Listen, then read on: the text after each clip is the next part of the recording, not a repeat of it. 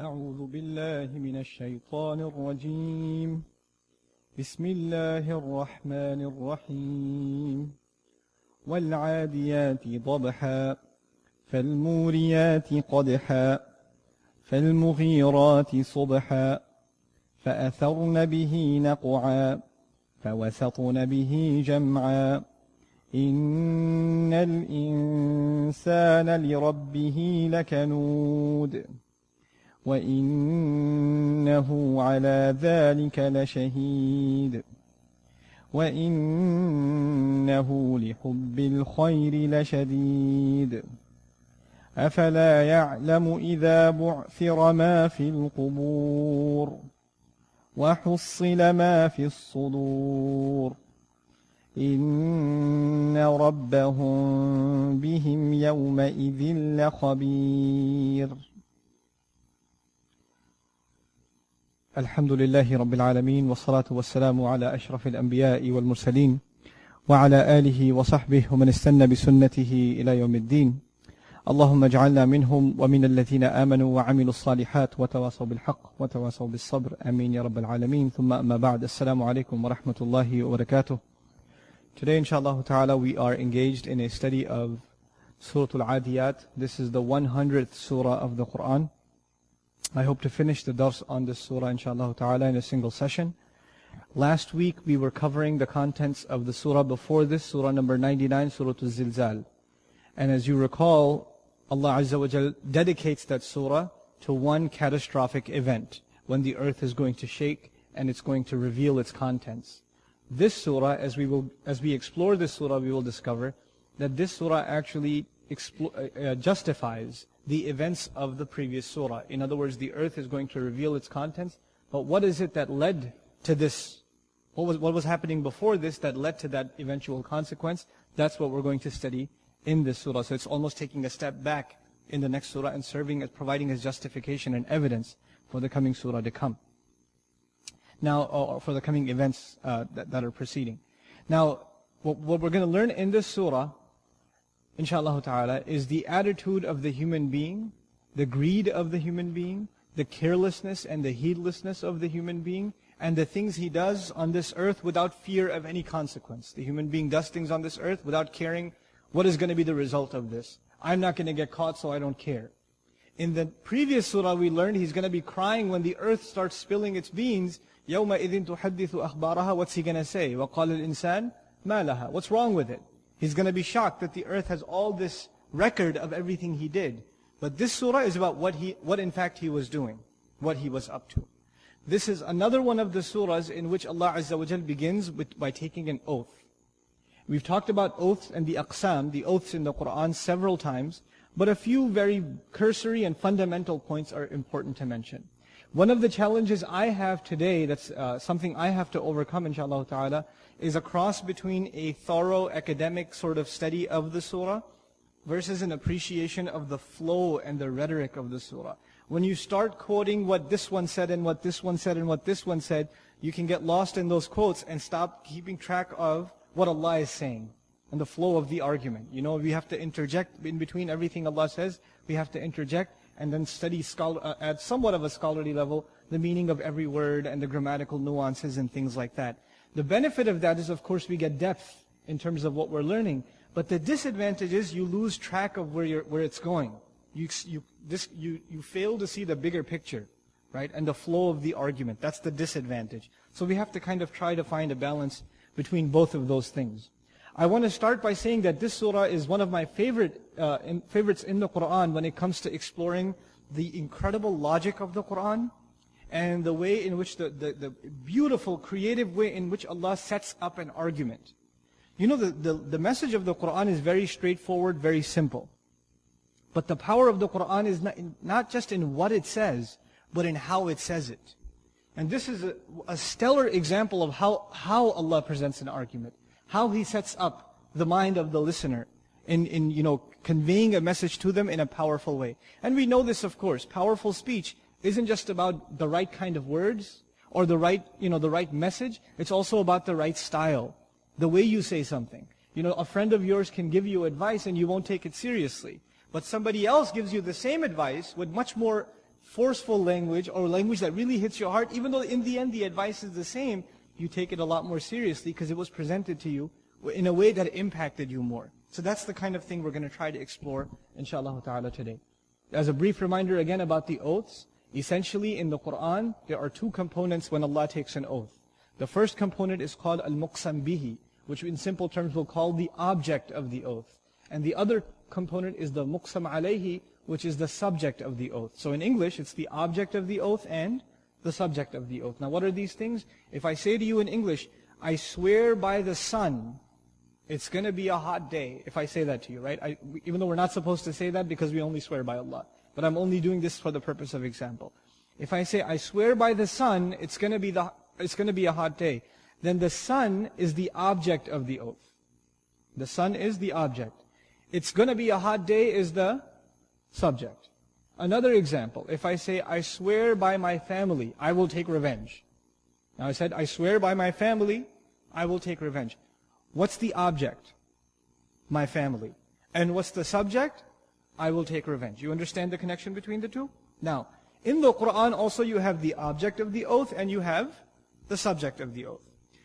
Different mufassirun have commented in various ways about the proper interpretation and proper study of the oaths in the Quran, the objects and the subjects. The most basic principle you have to keep in mind, inshallah ta'ala, is the object of the oath is always preparing you for the subject of the oath in the Quran.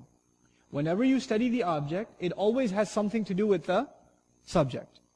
Now sometimes mufassirun did not keep in line with this principle. This is the most simplest principle of muqsam bihi and muqsam alayhi. They're connected together.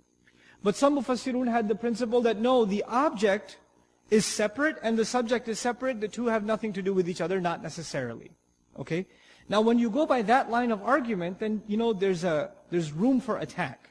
And what's the room for attack? Then you could say, well, why don't you take these oaths in this surah, these objects, and put them in that surah, and why don't you take those oaths from that surah and put them here? Because they're not connected with anything else, right?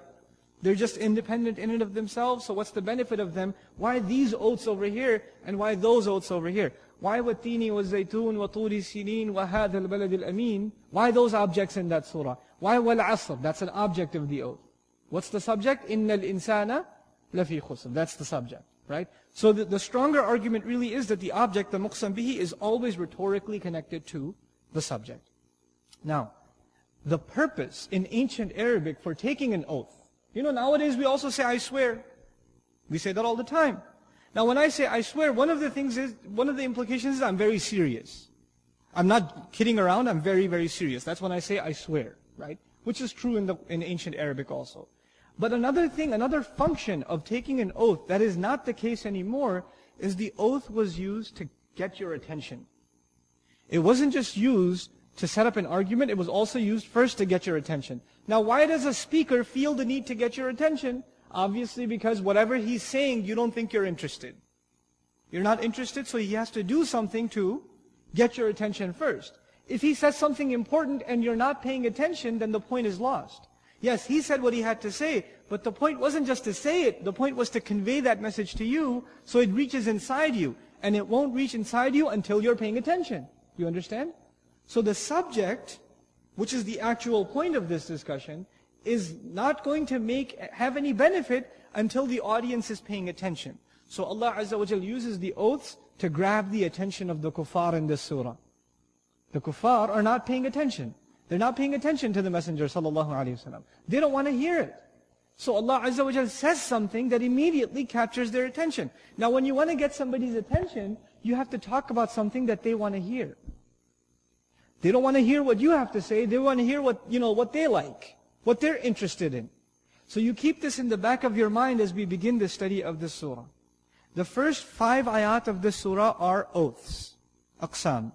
And so first thing we're going to learn as we go through the tafsir of these ayat is, these 5 ayat are dedicated to get the attention of the Arab. The entire purpose of them is to grab his attention. Now, you know many things about Arabs before Islam. One of the things you know is they lived in the desert. Another thing you may already know is they're pretty rough around the edges. They broke out into fights pretty easily. You so much as look at one guy from the different tribe the wrong way, and they're in a fight with each other for generations, right? And they're after each other's blood because some guy slapped some guy's sheep or something trivial like that, but they'll break out into feuds that are never ending. Now, the Arabs they also had this thing we call nowadays an entertainment industry. Okay? Now, our entertainment industry could be like videos and music and movies and things like that. But they don't have any of this stuff. They have none of this stuff. What do they have? How do they entertain themselves? Well, they entertain themselves with this thing we call poetry, which is not so much different from our times. Even today, some artist gets up there in front of 1,000 people and he's spitting out rhymes and everybody's bopping their head. And a few thousand years ago, this Arab guy, there's a bonfire, there's a couple of Bedouins sitting there, he's spitting his rhymes in Arabic and everybody's bopping their head. It's pretty much the same thing. It's the ancient version of a concert. And in music and in entertainment, you talk about subjects that people want to hear about. Nowadays, a songwriter might talk about cars or women or shamelessness or whatever people are into. They'll pick subjects that people want to hear about, right? They're not going to talk about justice and peace and family and values. Nobody cares. They're not going to talk about what your purpose in life is and you're going to be raised after you. They don't care. Nobody cares. Nobody wants to hear it. People have a subject they're interested in. One of the things the Arabs were really interested in was battle. Like we are, nowadays we are entertained by battle. We call them action movies, right? It's the same idea, right? They loved stories of battle, scenes of battle, poetry about battle, right? That's one thing they were obsessed with. Another thing we're obsessed with nowadays are cars, right? And their version of cars was what? Especially fast car. Horses. So we have horsepower and they had horses, but it's the same thing. In the end, it's horsepower, right? So they had that. They were very obsessed with that. These were the few things that really caught their attention. This surah begins with a series of oaths that are dedicated to two things: battle horses and the battlefield. We're going to learn in these 5 ayat, Allah is grabbing their attention with vivid language, all of which is dedicated to the battle horse and the scene of battle. So inshallah ta'ala, with that background, we begin the study of the first ayah. وَالْعَادِيَاتِ ضَبْحًا. Allah is taking an oath. And He says, I swear by al-adiyat.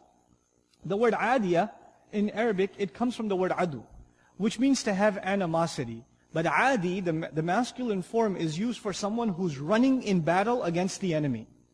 There's in battle, there's one thing you're preparing for the enemy or your enemies, but when you're actually running towards your enemy, and when somebody's running towards their enemy, they don't look left or right, they don't care about anything else. All they care about is, I'm going to kill that guy over there. They're charging towards him. Now that's the form of the word that's been used, وَالْعَادِيَاتِ. I swear by battle horses that are marching forward with animosity. That's what Allah swears by. Now do you think this is something that would get the Arabs' attention? Oh my goodness.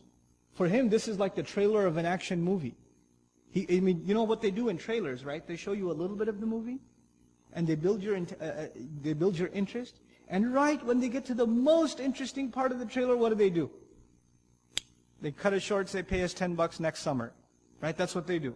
That's a strategy in trailers. Now this scene is being built, which in itself it's extremely exciting, this scene that Allah Azza wa Jal builds with these words. وَالْعَادِيَاتِ. The feminine plural. This at the end that you hear is what's called Jam'a mu'annath salim. The feminine plural. So Allah is not swearing by horses that are males, He's actually swearing by mares. Female horses. Why? Because they used to be faster in battle. The Arabs used to prefer the female horse over the male horse. So already this is not just any car, this is the exotic car. Right? This is the faster one. And it's headed right into battle. This is an action scene from the very beginning. Then Allah adds the ha al-dabha.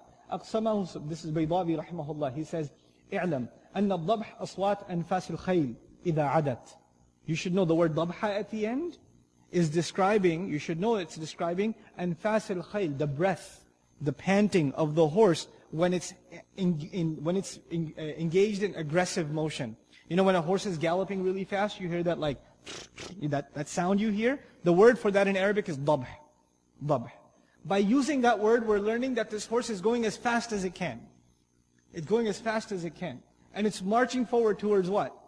An enemy. How do we know there's an enemy ahead? Because of what word? وَالْعَادِيَاتِ. And Allah is swearing by the scene. So the Arab, who's got a very wild imagination, you know what he's imagining? He's sitting on top of this horse, and it's marching full speed, and he can even hear what? The panting. the dabh that's taking place of the horse. So it's completely engulfed and encapsulated by this image. Then he says, this is Al-Baydawi again, rahimahullah, he says, فَإِنَّهَا تَدُلُّ بِالْإِلْتِزَامِ عَلَى الضَّابِحَاتِ. By using the word, Aadiyat is an ism fa'il. What Allah is saying is these horses are known or were designed to be used in battle. There's a really fast car and it's sitting in a parking lot. That's not what it was designed for. It was designed to be floored. Right? It was designed to be working on full throttle. That's when you see what it was made to do. By using the word al-adiyat in the active participle, the ism fa'il form, what Allah Azza wa Jalla is saying, it's finally getting to do what it was made to do. It's using its full potential. وَالْعَادِيَاتِ ضَبْحًا. Ash-Shawkani rahimahullah comments, وَالْعَادِيَاتِ جَمْعُ عَادِيَةٍ وَهِيَ الْجَارِيَةِ بِسُرْعَةٍ. Adiyat is the plural of adiyah, and it's the plural, and it means that which is moving with great speed, min al-adu, because of animosity. وَهُوَ الْمَشْيِ بِالسُّرْعَةِ, and it's movement with great speed. فَأَبْدَلَتِ الْوَاوِ بِالْكَسْرِ مَا قَبْلَهَا. This is a sort of a lesson in morphology. For those of you who don't know sarf, this won't make any sense. But adiyat, that ya at the end, is actually replacing with a waw. It's the original letters are ayn, dal, and waw. But sometimes when words are formulated in Arabic, one vowel is replaced with another. So that's really what he's talking about. I won't go more into it because I see the look of confusion on your face already. So dabhan, masdar mu'akkad li ism al-fa'il. This dabhan, what Al-Baydawi rahimahullah, actually Ash-Shawkani is saying rahimahullah, is being used at the end to emphasize that it's not taking a single break. That this panting is going on continuously, and it's not taking a single break. Now this entire image that I'm painting for you so far is how many ayat thus far? Just one. وَالْعَادِيَاتِ ضَبْحًا. This is just the first two words. And already it's very, very powerful in its depiction. But the thing I want to share with you, inshallah ta'ala, without getting into more grammatical discourse, which in the end isn't really all that relevant, because the meaning comes out to be essentially the same. وَنَقَلَ أَهْلُ اللُّغَةِ أَنَّ أَصْلَ الضَّبْحِ لِلثَّعْلَبِ. This is very important. The linguists have commented, and they have archived, that the word dabh in Arabic isn't originally used for horses. It's secondarily used for horses. It is originally used for wolves. It's originally not used for horses, but for wolves. So now what we're learning here is Allah is comparing battle horses to what? A pack of wolves. And a pack of wolves does not attack an enemy that it thinks is stronger than itself. It attacks an enemy that it thinks is weaker, it can destroy them.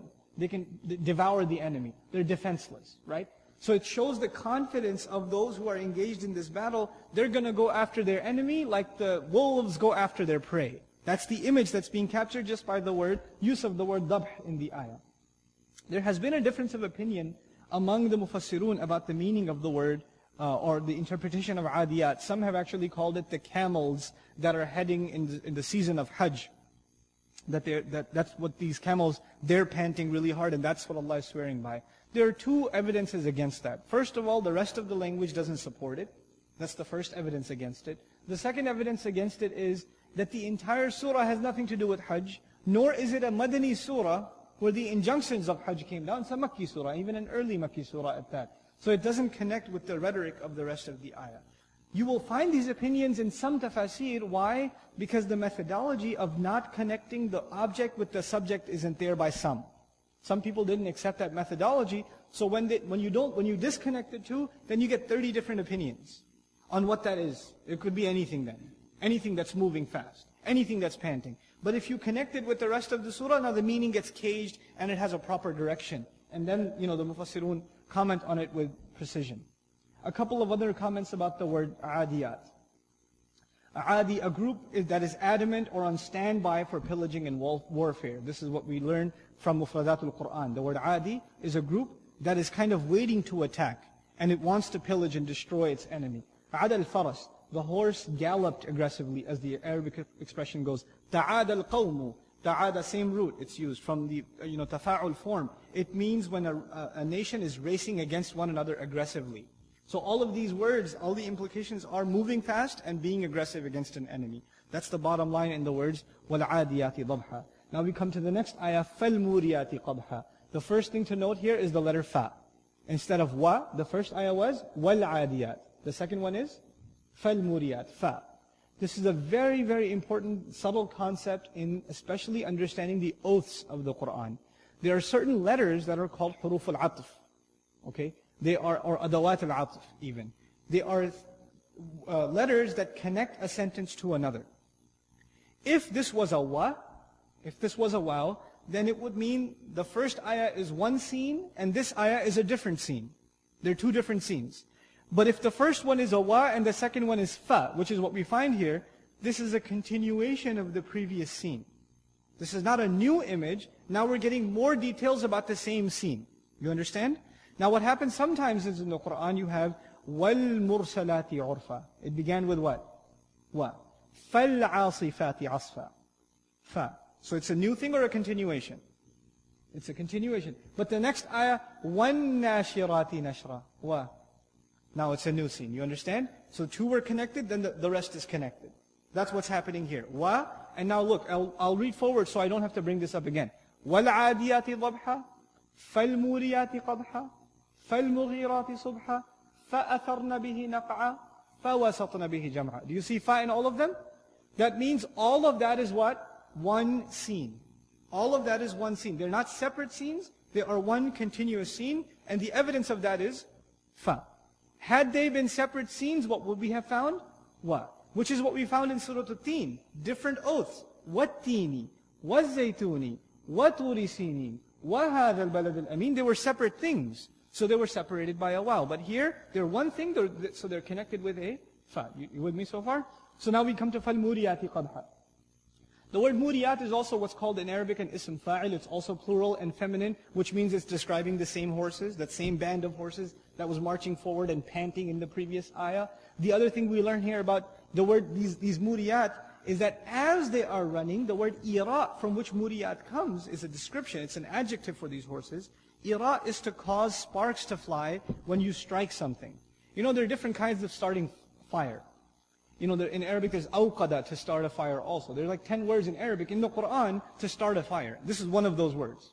Ira is one of 10 words to start a fire. So what does this word specifically mean? What kind of fire?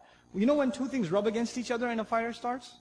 Like you rub rocks against each other, or rub wood against each other, dry things against each other, that sort of thing. By rubbing or by strike, when sparks or flames are produced, that is called ira. So Allah is saying these horses are causing fires. These horses are creators of fire as they are galloping. What does that mean? You know, the horse is running really fast, and it's got a horseshoe on, which is metal, and it strikes on the rock as it's running. And what happens every time the rock strikes? Sparks are flying. So they're basically creating a fire as they run. It's like that's added intensity to the scene, right? They're literally blazing a trail behind them. Now, فَالْمُورِيَاتِ. Then is the word qadha. Qadh in Arabic is a violent strike that is very loud. So it already has the implication of the spark flying. For example, by the way, in regards to the word ira, we also find it in the Quran, أَفَرَأَيْتُمُ النَّارَ الَّتِي تُورُونَ. Don't you see the fire that you cause, that you create by striking things together? The word qadha implies they're very loud gallops. Every strike is very, very loud and violent. So now this rider who is captured in the image of this surah, the horse was already running fast. It was already panting. And now as he's riding it, he looks down, what does he see? He sees these sparks flying. The scene got even more intense. Right? Just think of it as it's hard for us to develop the imagination of the ancient Arab, but just imagine, for your benefit, just imagine this is an action movie, and just try to picture this scene. Just try to picture this scene of these horses, just a small, Aadiyat, by the way, jam'u qillah. So it's a small bunch of horses, less than 10. So it's a small group of bandits, if you will, very few, and they're marching forward, and these sparks are flying. Then he says, فَالْمُغِيرَاتِ صُبْحًا. Then, the next scene, مُغِيرَات. يُغِيرُ أَهْلَهَا عَلَى الْعَدُوِّ. ضَبْحًا أي فِي وَقْتِهِ. Let's take the meaning one at a time. We'll go to Al-Baydawi, rahimahullah. They take their riders right on top of the enemy. Ighara in Arabic means to ambush. That's from the word mughirat. It means to ambush. So we're learning these horses now. First they were marching and galloping forward, but in the next ayah, they've already reached the enemy and it's time to ambush the enemy. So they're at the point of contact. Ighara, to ambush or to attack the enemy or to be right on top of him. And by using that for the horses, what we're learning is the horses delivered the rider, who's the actual ahl of the horse, the actual rider, the owner of the horse, they took him right on top of the enemy. So the enemy is like on the ground, and this guy's with a spear above him, literally hovering over him. And that's the image captured by the word al-mughirat. أي التي تغير على العدو وقت الصباح. This is the other meaning of the word subha at the end. This is what's called maf'ul fihi and dharf zaman. They ambush the enemy in the morning time, subhan. Now what is this? What's the benefit of Allah saying they ambush the enemy in the morning time? If you know anything about ambushing and attacking, and these Arabs were basically bandits. The people being described here are bandits. Some mufassirun say this is talking about the Sahaba in battle. This is wrong on a couple of accounts, and the counter-argument by mufassirun is stronger. Why? First, it's a Makki surah, so there's no battle. That's the first thing. The second issue is the Sahaba, if they were, this was describing the Sahaba in battle, then the subject of the oath would have to do with the believers. But the subject of the oath has to do with disbelievers. إِنَّ الْإِنسَانَ لِرَبِّهِ لَكَنُودٌ. It doesn't have to do with believers, it has to do with disbelievers. So it's a discontinuous kind of argument to think that this is from the Sahaba. But I should tell you what mentality that comes from, why that opinion even exists. It exists because among the Mufassirun there was a widely held opinion that became popular. It's not really necessarily based on any direct evidence, but it's an opinion that became popular. What's that evidence? If Allah swears by something, it must be sacred. If Allah swears by something, it must be something holy, or something righteous, or something good, or something pure, or something noble or honorable. But the counter-argument is that may or may not be the case. The primary thing is Allah is making a point by the object. The point will be made in the subject. That's the actual fundamental principle. This overshadows the other principle of saying the object may or may not be sacred, if you follow. Okay? Now, فَالْمُغِيرَاتِ صُبْحًا. They ambush the enemy at what time? Subh. And this, I want to tell you a couple more things about the word al-ighara.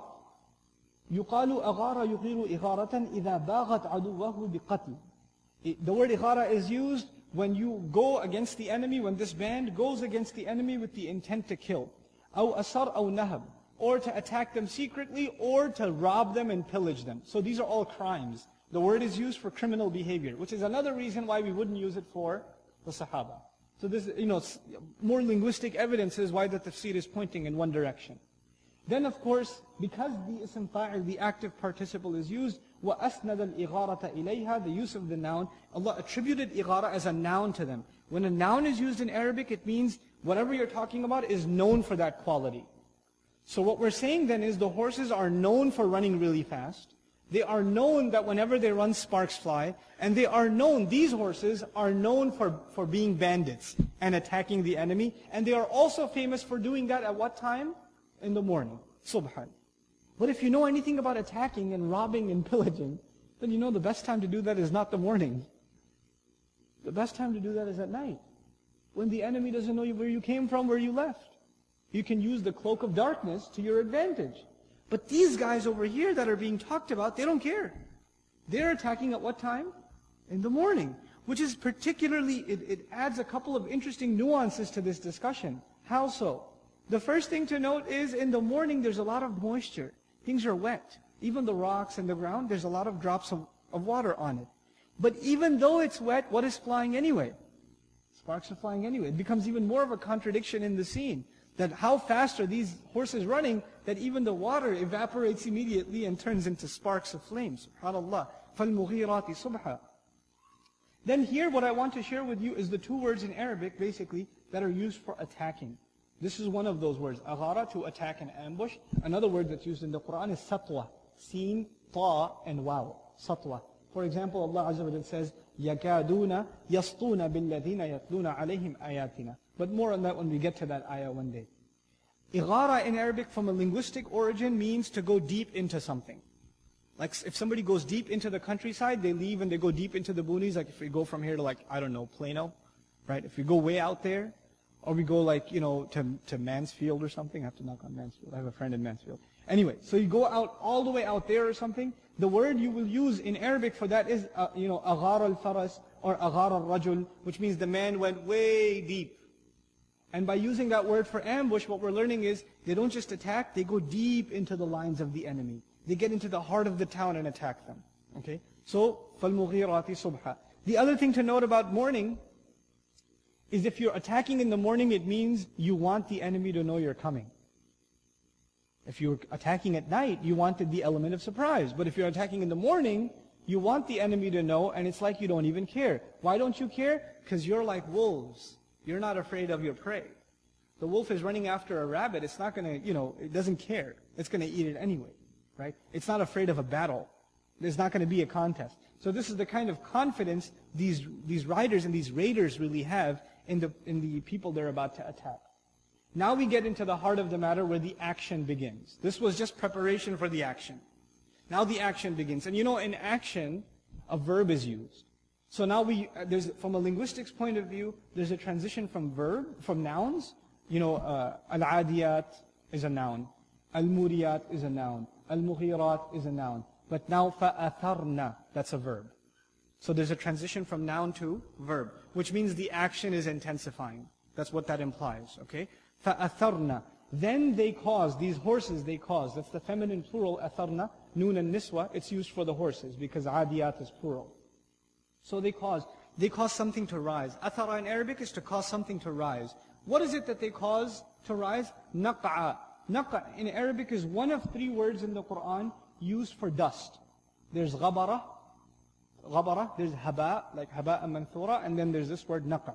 Naq'a is used in Arabic when something is moving really fast, like a car or a caravan or even a horse. When something moves really fast in the dust, what rises behind it? A cloud of dust, it leaves a trail of dust. So even if it's gone, you could see some horse went by here because I still see the cloud of dust, right?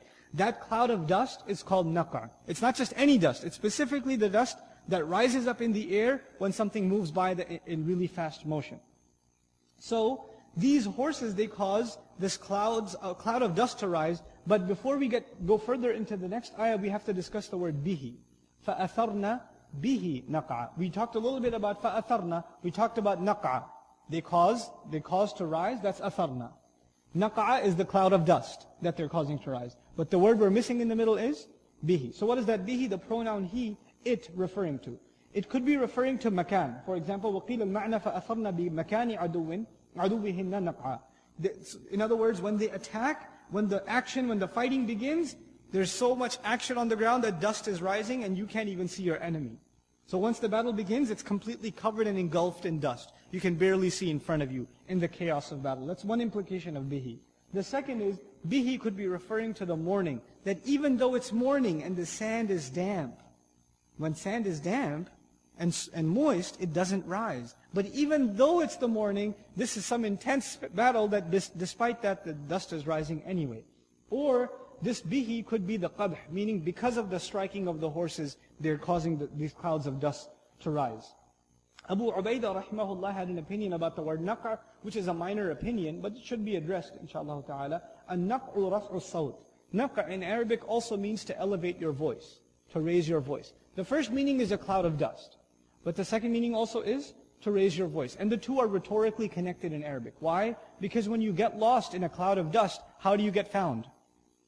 By raising your voice. You can't be seen anymore, so you can only be heard. By using that word rhetorically, another dimension added to this scene is, these horses are in battle, dust everywhere, they're marching as fast as they can, sparks are flying, and now you hear screaming. Right? It's become even, an intense scene because of the use of the word naq'a, in addition to what it already was. Now we get to the final ayah of the oath, فَوَسَطْنَ بِهِ جَمْعًا. Then they penetrate, wasat. Wasat in Arabic is to penetrate right to the middle of something. فَوَسَطْنَا, then these horses penetrate to the very middle. You know how in Surah Al-Baqarah Allah says, وَكَذَلِكَ جَعَلْنَاكُمْ أُمَّةً وَسَطًا, same word is used, the middle nation. Same word is being used here. وَسَطْنَا in the verbal form. This is the feminine plural verbal form.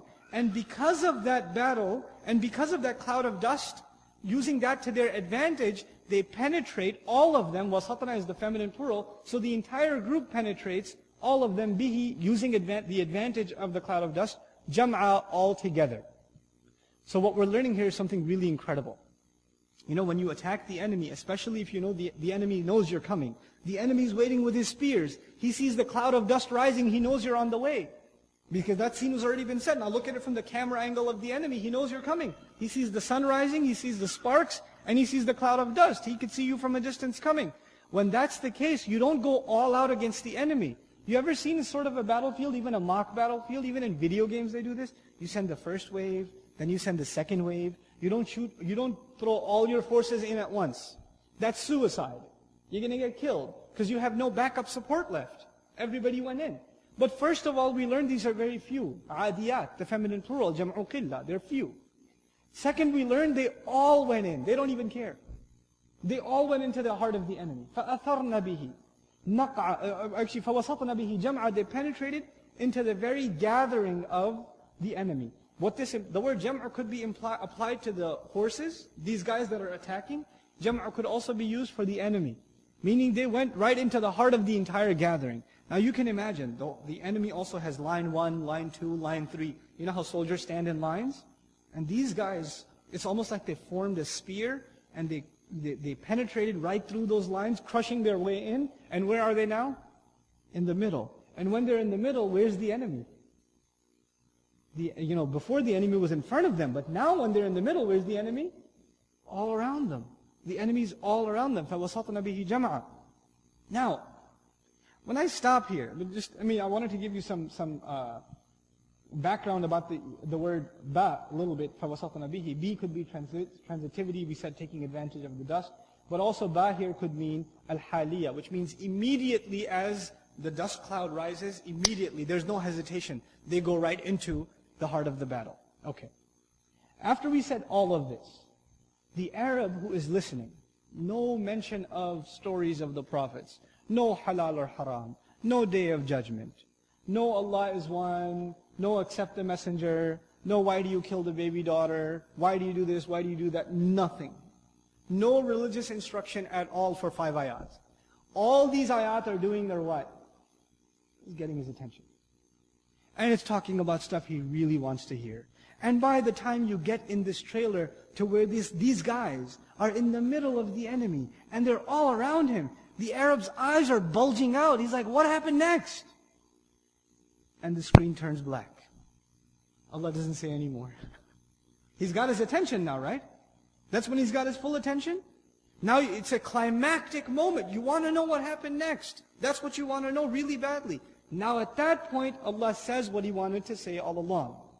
Had He said the agenda was not the object. Remember, the agenda is never the object. The agenda is the subject. Now Allah will present the subject. Now understand the difference between presenting the subject now and presenting the subject before. If you present the subject before, what's the disadvantage? Nobody's paying attention. But if you present the subject now, they're stop listening to everything else. If somebody's talking, they say, hey, listen to this, man. I'm trying to listen here. Right? Their full attention is gone this way. Now what does Allah Azza wa Jalla say to them? Before I tell you what He says, I want to tell you something more about what the Arab is thinking. The Arab loves the horse. Loves the horse. He loves the battle horse on top of that. On top of that, he loves the battle horse that's female because it's fast. On top of that, he loves the battle horse that is female and fast and is willing to risk its own life. For who? For the master. The Arabs used to make poetry about the horse all the time. في فرس نهد عتيق جعلته حجابا بالبيت ثم أخدمته عبدا. The poet makes poetry. He says, I have a beautiful horse.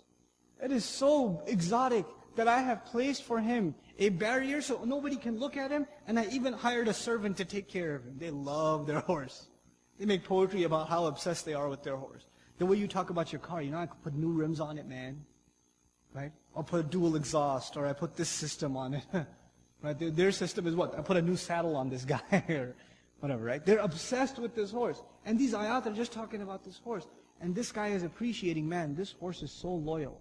When it's life and death, when the enemy's spear attacks, it doesn't hit me first. Who does it hit first? My horse. And if you know anything about animals, they have this crazy thing called animal instinct, which means when they see danger, what do? They run away. But this horse is so loyal to me, it's willing to give up its own survival, its own animal instinct for loyalty to me. Right? The Arab is appreciating the loyalty that his horse shows him. He's the master and the horse is the slave. And he shows loyalty. Allah says, إِنَّ الْإِنسَانَ لِرَبِّهِ لَكَنُودٌ. No doubt the human being is truly disloyal to his master. Allah says the human being is not loyal to his master at all, for sure. SubhanAllah. A second ago, this guy was thinking, man, how loyal that's the slave, I'm the master, and how loyal he is. And then Allah says, no, actually, you're a slave, and you have a master, and you're not very loyal at all. SubhanAllah. How the argument is constructed. How it's really a curveball that is thrown at this mushrik, from where he couldn't have imagined. It attacks him from where he couldn't have imagined. And it hits him really hard. And it doesn't hit him in here, it hits him in here. It hits him in his heart. Right? He can't even come up with like intellectual arguments now. No. Because he feels it at this point. When you feel something, you're left speechless. You're completely, utterly left speechless. And that's what Allah Azza wa Jalla does in this ayah. Let's talk a little bit about this word, kanud. Most mufassirun, they comment on this word and they say kanud ay kafur. Kanud means ungrateful. Mostly they say that it means ungrateful. Kafur lil ni'mah, ungrateful to the favor. Allah has given the human being so much. Allah has even given the human being ability over animals and so much ability that they surrender themselves to Him. And Allah gave the human being this ability so he would obey Him on this earth. The human being's job was, he's given all these facilities. I'll give you intellect, I'll give you power over animals, I'll give you knowledge, I'll give you civilization, so you do what? You obey me. Allah gives you all this, and what does the Arab use all this for? To rob. Right? He gives you all these gifts, and what are you using them? To rob the other enemy, and when the robbing is being talked about, you're all into it too. Oh, man, this is getting good. So Allah Azza wa Jal basically used His false, deviated idea of what should be elevated, what should be appreciated. And by the way, we do this too. In the movie industry, in the modern West, criminals are turned into heroes. Right? We're going to rob a bank, and we're going to make a movie about it. Or we're going to steal a few $1 million, and we're going to, these are the, good actor. That's a great movie, man, the way they stole. Right? Or the way they committed zina, or whatever. Right? All the haram is glorified. It's glorified. Right? And we say, man, that was a great action movie. Right? They got those poor, hard-working people pretty good. This twisted sense of morality, Allah Azza wa Jalla uses it, entertains them with it, and then attacks them. When they were least expecting it, He attacks them and cuts off their moral foundation. Al-kanud ay huwa al-qata' aydan. We find Shawkani commenting, kanud also means cutting apart, to disassociate, to separate, meaning the human being separates himself from the mastery and the slavery to Allah. He disassociates himself. The horse doesn't disassociate himself from the rider, but the slave of Allah, this human being, he disassociates himself from his master. SubhanAllah. But then I want to share with you the difference. Arabic is really, the beauty of the Arabic language is when you look at words that are the same meaning and you discover what makes them different. So if the ulama say that kanud is like kafur, exceedingly ungrateful, that's what they have in common. But what do they have that's different? What do they have that's different? Why is that even more important? Let me tell you. Innal insana. The ayah begins, Innal insana. Now listen to these other places. In Surah Ibrahim he says, Innal insana lazalumun kaffar. In Surah Al-Hajj, Innal insana lakafur. In Surah Al-Shura, فَإِنَّ الْإِنسَانَ كَفُورٌ. In Surah Al-Zukhruf, إِنَّ الْإِنسَانَ لَكَفُورٌ مُبِينٌ. Then, so in all of these ayat, what did you hear? Kanud or kafur? Kafur, kafar, kafur, kafur, kafur. And there's one place in Quran where instead of saying kafur, what does He say? Kanud. So there's a difference. If it was the same thing, that word has been used elsewhere too. So what makes this word special? What's different about kafur than kanud? Once again, what do these two words have in common? To be ungrateful. That's what they have in common. But let's go further. This is a special type of ingrate, kanud.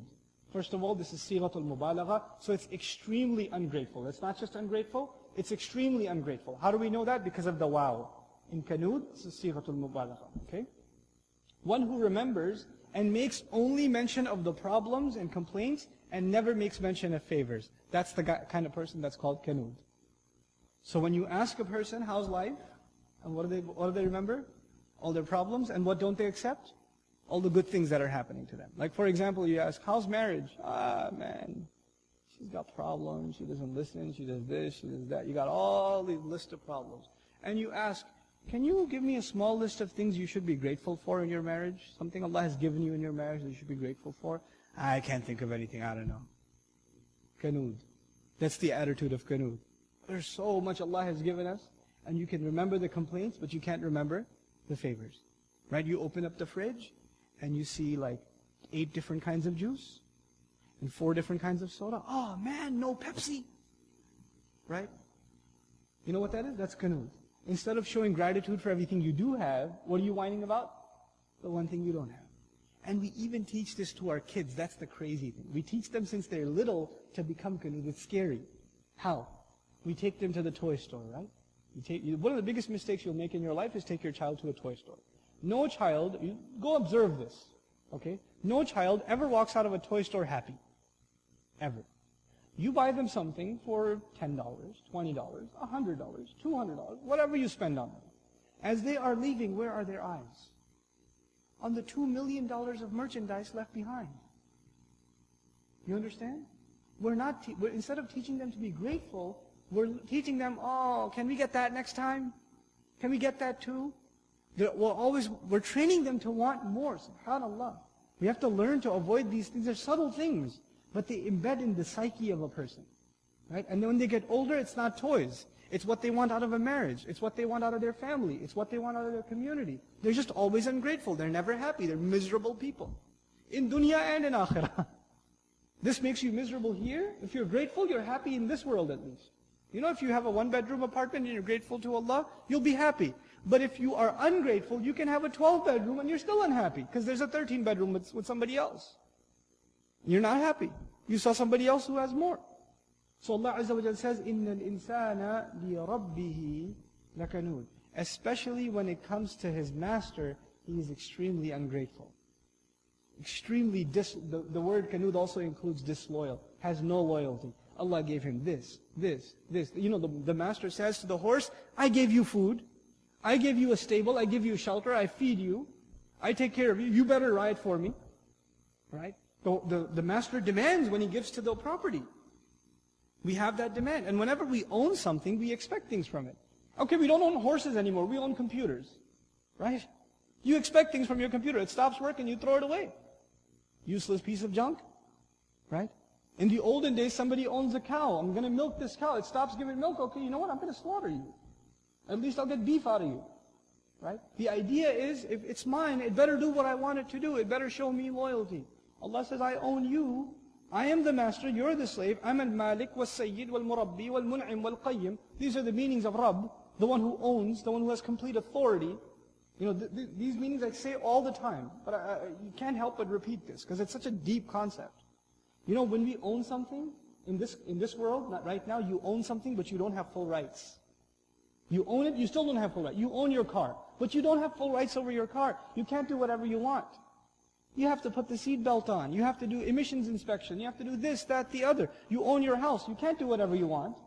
You have restrictions. Even on the things you own, you don't have authority. But Allah, when He says He's Rabb, He owns us and He has authority.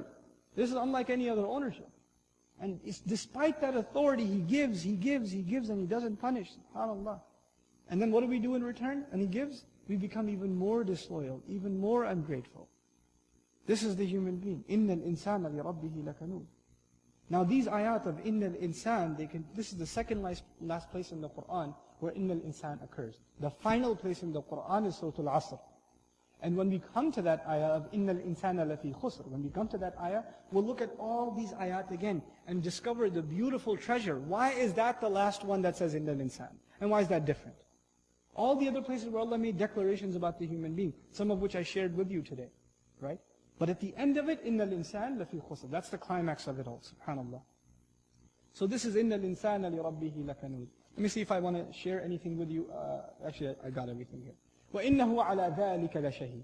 And there is no doubt that he, meaning the human being, especially when it comes to that, is truly a witness.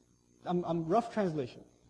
No doubt, he, the human being, especially when it comes to that, ذَلِكَ, that. You know what that is? That is the fact that he is ungrateful and disloyal. That's what that is referring to. كُنُودُهُ. Okay. لَشَهِيد. He's truly a witness. وَإِنَّهُ عَلَى ذَلِكَ وَإِنَّ الْإِنسَانَ عَلَى كُنُودِهِ لَشَهِيدٌ يَشْهَدُ عَلى نَفْسِهِ لِظُهُورِ أَثْرِهِ عَلَيْهِ. Allah Azza wa Jalla, the Surah al-Baydawi comments that Allah is saying as follows, that the human being is truly a witness against his own ingratitude and disloyalty, and he bears witness against himself as it manifests, its effects manifest on him in his character, in his behavior. And the biggest example for the Arab is how he's robbing and pillaging. How he's using what he owns to disobey Allah. Allah gave him those things so he can obey Allah. He uses those very things to disobey Allah. Subhanallah. So, why not shahid? In Arabic, witness is shahid. Wa shahidun wa mashhud. Right? Shahid. But here we don't find the words وَإِنَّهُ عَلَى ذَلِكَ لَشَاهِد. We find وَإِنَّهُ عَلَى ذَلِكَ لَشَهِيد. What's the difference between shahid and shaheed? Shahid is ism fa'il, it's something that's happening at one time. Shaheed is sifa mushabbaha, and this is what we say, something happening all the time. So the human being is a witness to his disloyalty when? All the time. It's not just one occasion. It's not just one scene that was just described. For this scene, he was shahid. But now that he's come to this realization, he himself is a witness against himself all the time. All the time. The biggest testimony against you is your own self. Allah captures this in another place in the Quran. He says, بَلِ الْإِنسَانُ عَلَى نَفْسِهِ بَصِيرًا وَلَوْ أَلْقَى مَعَاذِيرًا. No, the human being is in full view against his own self, even if he makes excuses. The biggest witness against you is not anybody else. On the Day of Judgment, you know when a witness is brought to the court? I saw him rob, I saw him steal. Guess who's brought to court on the Day of Judgment? You yourself. And who's going to testify against you? Your own hands, your own limb, your own tongue, your own feet. Right? And you're gonna start complaining, لِمَا شَهِدْتُمْ عَلَيْنَا. Why are you testifying against us? And Allah says, no, you're a witness against your own self. You're enough as a witness. And on top of this, when you feel inside that I am disloyal, why am I like that? Why am I so messed up? In your heart, you have already borne witness that you are not loyal. You don't have to even say it with your tongue. And this is a very important concept in Quranic logic. The Quran does not prove its point to others only by means of philosophical arguments. The Quran proves its point to people by making them feel deep inside them what the truth is. And that's what this surah is about. It's not about any philosophical arguments. There are no intellectual, empirical proofs for the existence of God here. Nothing. No philosophical discourse. No abstract discussion. All this is if you have any ounce of loyalty inside you, you will feel the message of this surah. That's what it is. It speaks to the deeply rooted nature of the human being. Then Allah goes further. Incredible ayah. وَإِنَّهُ لِحُبِّ الْخَيْرِ لَشَدِيدٌ. This is a very difficult ayah grammatically. It seems very simple on the tongue. Kids memorize it, right? وَإِنَّهُ لِحُبِّ الْخَيْرِ لَشَدِيدٌ. Very short ayah. But as far as its syntax and its depth, it's profound, subhanAllah. I'll offer you a rough translation first. And how it's translated. I don't necessarily agree with this translation, but how it's commonly translated. And no doubt his love of wealth is truly severe or intense. No doubt his love for wealth is truly intense. That's a rough translation of وَإِنَّهُ لِحُبِّ الْخَيْرِ لَشَدِيدٌ. First of all, the structure of the ayah, as expected, was going to be different. And Ash-Shawkani rahimahullah comments on this. He says, أَصْلُ نَظْمِ الْآيَةِ أن يقال وإنه لشديد الحب للخير. إنه لشديد الحب للخير. That would mean he is intense in his love for wealth. He is intense in his love for wealth. But that's not how the ayah is structured. So I have to break this down for you in English. What are the benefits or treasures inside this ayah? First of all, li in Arabic is used for li ajl. It's harf ajl. It's the purpose. It's a word that gives purpose. For example, if I say I am studying for a degree, what that means is I'm studying for the purpose of a degree. So the word for implies purpose. What I'm trying to get at is the word for implies purpose. Allah did not say for wealth. His love is intense. The word for is not used with wealth. The word for is used with love. إِنَّهُ li hub. Not lil khayr, but li hub. Li hubbil khayr. For the love of wealth, he is severe. He is intense. What does that mean? The word hub, if you look at the linguistic meaning in the Arabic language, we find as follows. The word hub means that is defined as a perception of something desirable and one engaged in relentless pursuit of it. Hub in Arabic is defined when you see something, you think it's very good for you. And then you do whatever you can to get it. When you're doing that, it is said you love it. Two parts. One, you think it's really good for you. It's good. And two, you do whatever you can to get it. When you have these two things together, they call it love. That's how they, in simplistic terms, define love. Okay? So now, the word love of what? In the ayah, love of what? Hubbul khayr. Khayr in Arabic means good. But every mufassir says, khayr in this ayah means mal. Mal, wealth. So why not say lihubbil mal? Why say what? Lihubbil khayr. Instead of saying the love of wealth. For the love of wealth, he's severe in his love of wealth, and for the sake of it, for the sake of keeping that love alive, he's tough, he's shadeed, and he's unflinching. And shadda in Arabic is to tie a rope also. He's tied up in it. He's locked in it. But here the word khayr, I want to share with you an incredible comment, which we find by Ibn Zayd, rahimahullah. Samma Allahu al-mal khayran. Allah named mal, wealth, in this ayah as khayr, as good. وَعَسَىٰ أَن يَكُونَ شَرًّا. And it could be that it's bad. Isn't that true? Wealth could be good and wealth could also be bad. So how come? وَلَكِنَّ النَّاسِ يَجِدُونَهُ خَيْرًا فَسَمَّاهُ خَيْرًا. It's because people always think of wealth as what? Good. So Allah called it good because Allah is basically translating the mentality of the kafir. For the kafir, there's no difference between wealth and good. Oh, you think that's good? Basically, what we're learning here is Allah Azza wa Jalla is being sarcastic. Oh, this is what you think is good? This is what you have so much love for and it's so intense for you? For the sake of preserving that love, you are so bent upon it and so intense? SubhanAllah. إِنَّهُ لِحُبِّ الْخَيْرِ لَشَدِيدٌ.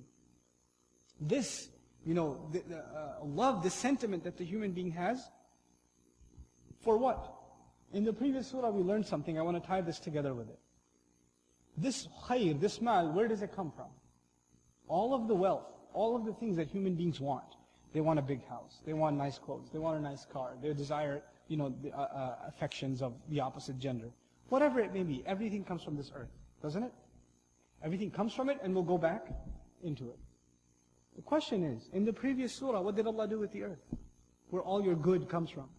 إِذَا زُلْزِلَتِ الْأَرْضُ زلزالها وأخرجت الأرض أثقالها وقال الإنسان ما لها. SubhanAllah. You're running after this wealth. You dig the earth to pull out its treasures, forgetting that you will also be put into the earth. And instead of treasures only being dug out, who's going to be dug out? You will be. You're going to be dug out. And when you are dug out and those treasures together, you're going to say, man, I was running after this. This was worthless. ما أغني عني مالية. My wealth didn't benefit me at all. هَلَكَ عَنِّي سُلْطَانِيَةً. My entire authority came and destroyed me. It completely dissipated from me. SubhanAllah. So this is the nature, the sad nature of the human being. Right now he's so intent, so bent upon the love of wealth. The word shadid I want to comment on briefly, inshaAllah ta'ala. وَهُوَ شَدِيدٌ بِهَذَا الْأَمْرِ وَقَوِيٌّ لَهُ. He is very severe and tough and bent upon the maintenance of his love of wealth, and he's very strong about it. He's very tough about it. SubhanAllah. أَفَلَا يَعْلَمُ. Allah poses a question. Does he not already know? Does he then not know? إِذَا بُعْثِرَ مَا فِي الْقُبُورِ. When? Does he not know of the time when whatever is in the graves will be not just turned upside down or brought out? Ba'thara in Arabic is a compilation, according to Raghib al-Asfahani, of ba'atha and a'thara. There are two words in Arabic that come together and make the ruba'i ba'thara. What the verb means is, you know how you have a box full of stuff and you stick your hand in it to find something? And you're throwing everything around until you find that one thing you were looking for? To basically turn things upside down to pull something out. Allah uses that verb for what's going to happen in the graves. أَفَلَا يَعْلَمُ إِذَا بُعْثِرَ مَا فِي الْقُبُورِ. You're going to be yanked out of your graves like junk out of a box. SubhanAllah. Doesn't he know of the time when whatever's in the graves will be yanked out like this and pulled out from deep within? Allah didn't say إِذَا بُعِثُوا. Doesn't he know the time when he's going to, إِذَا بُعِثَ, when he will be raised? He said whatever was in the graves will come out. Why say whatever? Why not refer it to him directly? Doesn't he know when he will come out? He didn't say that. He said, well, doesn't he know when everything in the graves will come out? So why say everything? When human beings love wealth, in the beginning of the surah, what were they doing for the sake of love of wealth? You remember? What were they willing to do? They're willing to ambush and kill and pillage. When they kill, what do they do with their victims? They put them in the ground. On the Day of Judgment, not only will they come out of the ground, the people they put in the ground for their love of wealth, to this day, are people being killed for wealth? Are nations going to war against each other in pursuit of wealth? Are people being buried because of wealth? So it's not just you will come out of the ground. The people you killed, that you thought nobody cares about them because we put them in a mass grave, or we put them in hidden graves, or we buried them under the explosives. Nobody cares or knows about them. Nobody knows who their name is. We're not going to be asked about it. No human rights violation group came after us. There's no record left. Guess what? Ma fil qubur. Everything in the graves is going to come out. No evidence will remain unturned. SubhanAllah. And Allah ties the idea of loving wealth with killing in these two ayat. And this is a human tragedy. It's the case even now. Because of the level of wealth, most killing on the face of this earth is happening. Why? If nothing else but the love of wealth. People kill each other after inheritance disputes, business disputes, nations over resources like oil and gas and water supplies. What is that but wealth? All of that is wealth. And people are willing to kill each other for it. Such a deep reality captured in this just two words. أَفَلَا يَعْلَمُ إِذَا بُعْثِرَ مَا فِي الْقُبُورِ. And then he says, subhanallah, how he completes the subject from Surah Al-Zilzal. وَحُصِّلَ مَا فِي الصُّدُورِ. حُصِّلَ أو جُمِعَ مُحَصَّلًا في الصُّحُفِ أو مُيِّزَ ما في الصدور من خير أو شر. The word tahsil in Arabic, حُصِّلَ, rough translation, whatever is in the chest will be brought out. That's how it's commonly translated. But tahsil in Arabic means to peel and extract something. From like you know how banana, you peel it and you take the banana out. Now imagine like you have mango or other fruits. You peel them, you get the inside, the meat of it, the mush that you really want, and you put it together and you pile it up together. Allah uses that word for what's in the chest. Everything will be scraped out of the chest. Like the chest will be peeled off and everything on the inside will be scraped out. If you remember something about the last surah, we studied فَمَنْ يَعْمَلْ مِثْقَالَ ذَرَّةٍ شَرًّا يَرَهُ وَمَنْ يَعْمَلْ مِثْقَالَ ذَرَّةٍ خَيْرًا يَرَهُ. The previous surah mentioned the smallest deed, عمل. مَنْ يَعْمَلْ عمل. But actions are not in the chest. What's in the chest? This ayah is about the chest, right? The last ayah mentioned the smallest deed. And this ayah is going even further. Not even a deed, what you are hiding inside. And what are we hiding inside? The surah already mentions hubbul khayr. The human being is hiding what inside? First of all, he's hiding a testimony of his disloyalty to Allah. That's what is in the chest already now. The other thing he's hiding is the love of wealth. The love of wealth. And this will be scraped out of him. So the previous ayah mentioned amal, and this surah mentions what's in the chest, the intent, the motives, the testimony on the inside, subhanAllah, completing the picture. Now when you see, in other words, now Allah has the picture of what's outside and also what's inside. The outside was in Surah Al-Zilzal, and this surah has what's on the inside now, right? وَحُصِّلَ مَا فِي الصُّدُورِ.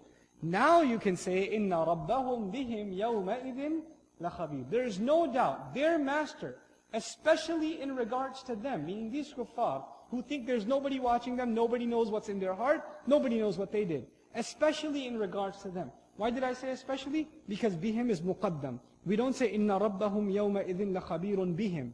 If bihim was at the end, I wouldn't say the word especially. But this is ikhtisas, لِأَنَّهُ يُقَدَّم. Right? So, إِنَّ رَبَّهُمْ بِهِمْ يَوْمَئِذٍ لَخَبِيرٌ. Their master, no doubt, especially in regards to them, on that day. Now that word, يَوْمَ إِذٍ, on that day, is a continuation of the previous threats from the previous surah. You remember, يَوْمَ إِذٍ تُحَدِّثُ أَخْبَارَهَا? Right, by use of the word يَوْمَ إِذٍ, that threat is continuing. That discourse is continuing. So now we find, on that day, he will especially have khabar of them. He will be khabir of them. Fully aware. Fully knowledgeable. So now I want to compare for you two words, alim and khabir.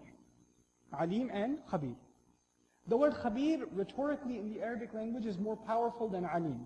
To be fully aware of the reality of something in every one of its details, inside and out. Why is that word more appropriate in this case? It's more appropriate because now we've come to the point where not only does Allah know what's on the outside, but also what's on the inside. And you remember last time what Allah mentioned. Allah Azza wa Jalla mentioned. He mentioned what the human being himself will see. فَمَنْ يَعْمَلْ مِثْقَالَ ذَرَّةٍ خَيْرًا يَرَهُ. He will see it. The human being will see it. But in this, now Allah is bringing it out for Himself to expose to Allah Azza wa Jalla. So, إِنَّ رَبَّهُمْ بِهِمْ يَوْمَئِذٍ لَخَبِيرٌ. We conclude this surah with a discourse on how the beginning of its rhetoric is tied to its end. The surah begins with the carefree Arab, who pillages and robs and is not worried about the consequence, who doesn't think anybody knows what's going on. Nobody knows what happened here. Nobody will keep record. But the surah ends with someone who had full news and is fully aware with every last detail on what he did on the outside and what he's keeping on the inside. إِنَّ رَبَّهُمْ بِهِمْ يَوْمَئِذٍ لَخَبِيرٌ بارك الله لي ولكم في القرآن الحكيم ونفعني وإياكم بالآيات والذكر الحكيم والسلام عليكم ورحمة الله وبركاته.